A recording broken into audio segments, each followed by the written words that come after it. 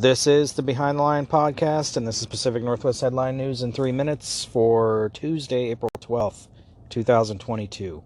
Do you remember when school used to just teach the basics? Math, English, history, science. Well, public schools in Washington State and Oregon are teaching topics related to gender identity to children as young as 5 years old. Big shock. The Washington Office of Superintendent of Public Education, which oversees K-12 education in the state, defines gender as a social construct based on emotional, behavioral, and cultural characteristics attached to a person's assigned biological sex. The OSPI set health education standards for all public schools in 2016, requiring children in kindergarten and first grade to learn that there are many ways to express gender, while children in second and third grade are taught that there is a range of gender roles and expression. Standards sparked a backlash last month after first graders in Edmonds School District were reportedly given materials about gender pronouns that taught gender can be broken down into three categories: a girl, boy, and neither or both. Meanwhile, in Oregon, the State Board of Education adopted health education standards also in 2016, requiring kindergartners and first graders to recognize that there are many ways to express gender, and to provide examples of how friends and family influence how people think they should act on the basis of their gender.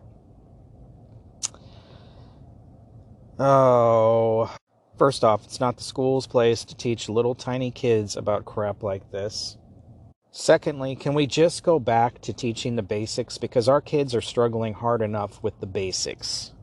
And thirdly, do you really have to question why there's so many people with mental problems now? Seriously. One of two juvenile suspects wanted in connection with the fatal shooting of an employee at a Tacoma marijuana store in March was arrested by Seattle police in Kent on Monday, less than a week after he and two accomplices allegedly committed a smash-and-grab takeover robbery at West Seattle jewelry store. It's a 15 and 16-year-old. There is a third suspect who was a lookout who's yet to be identified. All three are suspected of committing at least 10 armed robberies in Pierce and King counties in recent months, according to the charges filed in the Tacoma murder case.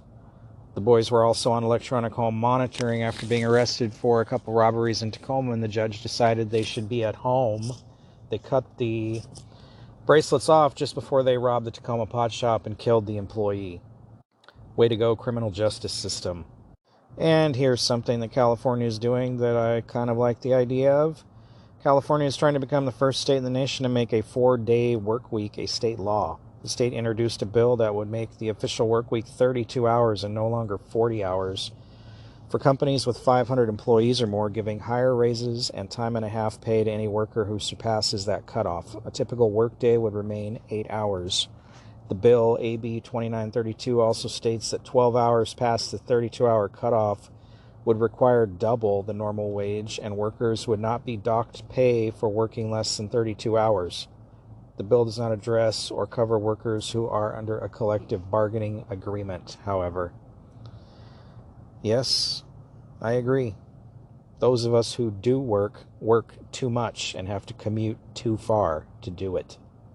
Maybe work schedules like that would actually draw people back to work. This has been Pacific Northwest Headline News in 3 minutes. For more, visit BehindTheLinePodcast.com. Thanks for listening.